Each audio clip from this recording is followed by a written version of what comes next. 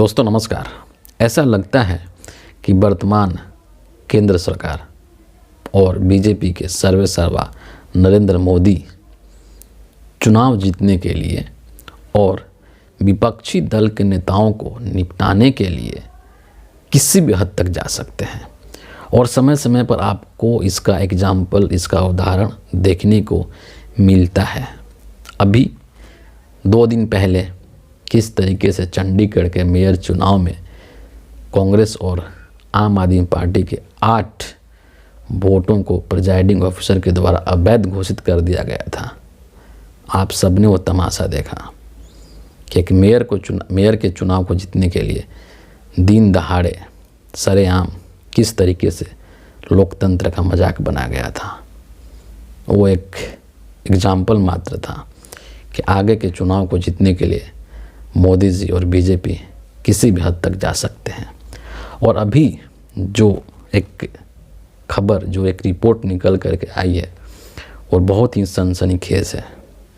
आपको याद होगा संसद सुरक्षा चुप का मामला कि किस तरीके से कुछ लड़के संसद भवन, जो नया संसद भवन बनवाया है मोदी जी ने, उसके सुरक्षा व्यवस्था को ठेंगा दिखाते हुए सदन के अंदर चले गए थे, लोकसभा के अंदर, और किस तरीके से वहाँ पर जा कर के उपद्रव मचाया था, उत्पात मचाया था और नारे भी लगाए थे।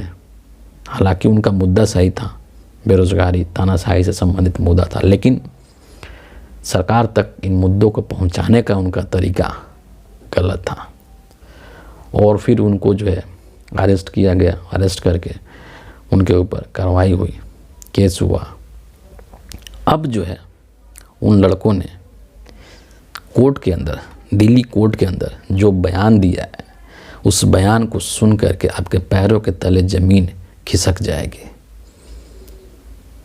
6 में से 5 जो लड़के हैं उन्होंने कोर्ट के सामने ये कहा है, कोर्ट के सामने ये बयान दिया है कि दिल्ली पुलिस के जो लोग हैं वो उनसे ज़बरदस्ती ये बयान दर्ज करवा रहे हैं कि उनका संबंध विपक्ष के नेताओं से है और इसके लिए उसको 3rd डिग्री टॉर्चर किया जा रहा है।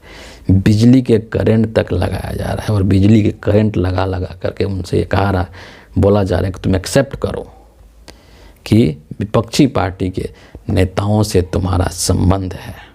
और इतना ही नहीं, उनसे ज़बरदस्ती उनको मजबूर किया गया है।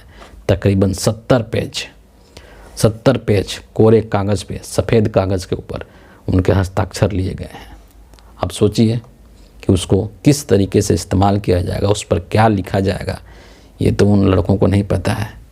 उस पर सरकार जैसा निर्देश देगी वैसा किया जाएगा।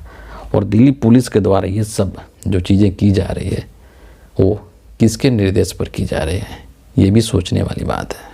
आपको ये भी पता होगा कि इन जो लड़कों ने, ये जो लड़के हैं जो संसद के अंदर घुसे थे, ये किसके पास पर घुसे थे? बीजेपी का सांसद था प्रताप सिन्हा। लेकिन आपने कोई खबर सुनी कि प्रताप सिन्हा के ऊपर क्या कार्रवाई की गई? प्रताप सिन्हा से क्या पूछताछ हुई और उनकी कितनी जिम्मेदारी और जवाबदेही तय की गई मोदी सरकार के द्वारा? कुछ नहीं हुआ प्रताप सिन्हा का।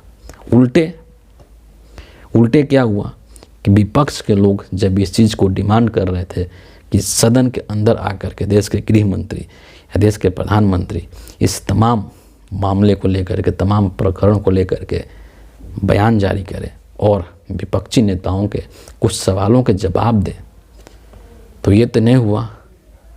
अलबत्ता क्या हुआ कि विपक्ष के 150 सांसदों को सस्पेंड कर दिया गया था। सोचिए ये क्या है? ये विपक्ष के नेताओं की आवाज़ दबाने की साजिश नहीं है तो क्या है? ये विपक्ष के नेता अपने आप से उठ करके संसद के अंदर नहीं बैठे हैं। देश की जनता ने उनको वोट दिया है और वहाँ पर देश की जनता का प्रतिनिधित्व करते हैं, लेकिन उनको मोदी जी ने सस्पेंड करवा दिया 150 सांसदों को। लेकिन जो सांसद प्रताप सिन्हा इन सब प्रकरण का जिम्मेदार था, उसको कुछ नहीं किया गया। ये लोकतंत्र की हत्या नहीं है तो क्या है?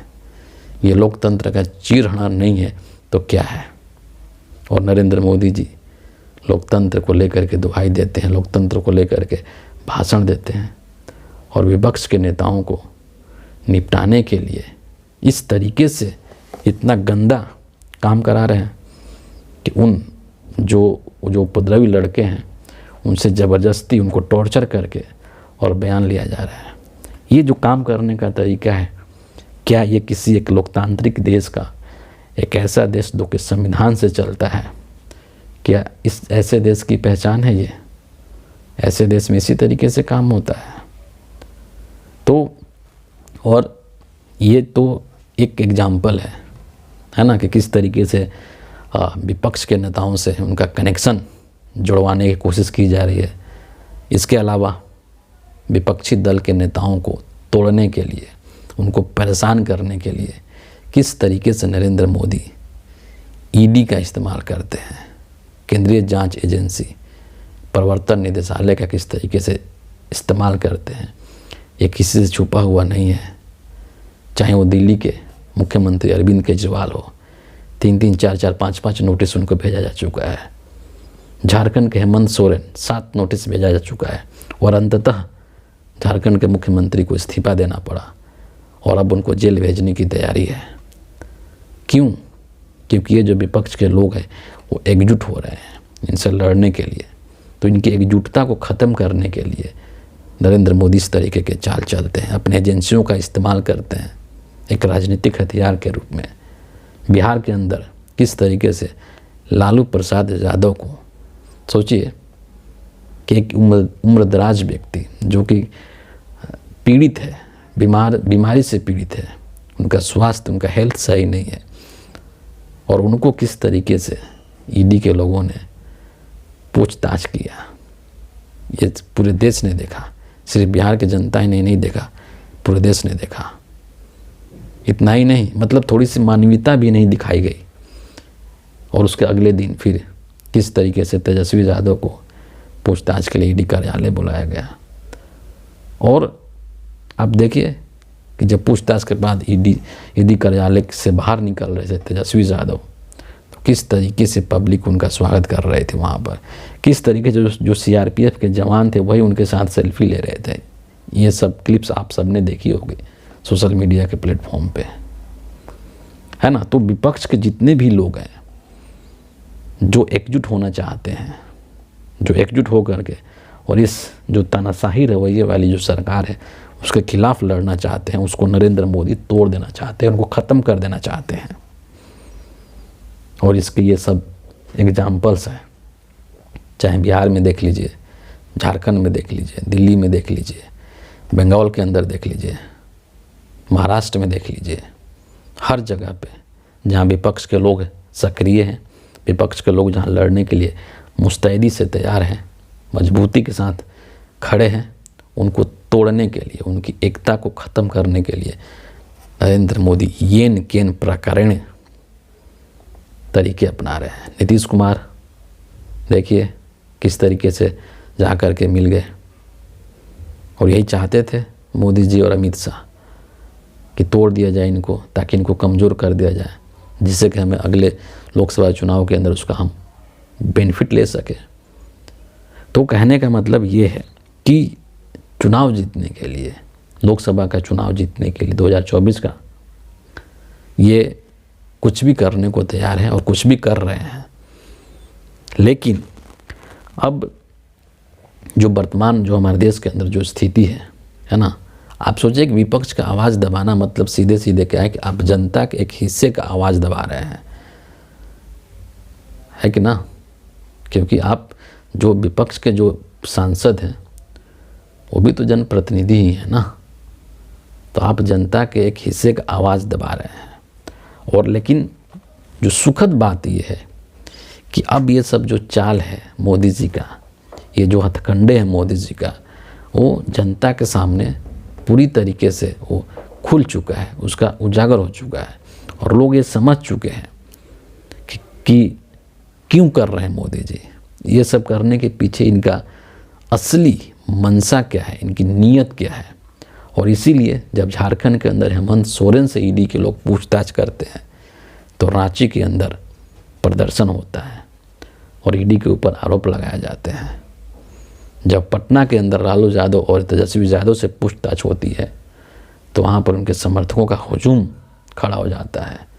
सुरक्षा व्यवस्था में लगे सीआरपीएफ के जवान ही उसके साथ फ़ोटो खींचते हैं, सेल्फी लेते हैं। सोचिए कि उसकी लोकप्रियता कितनी है।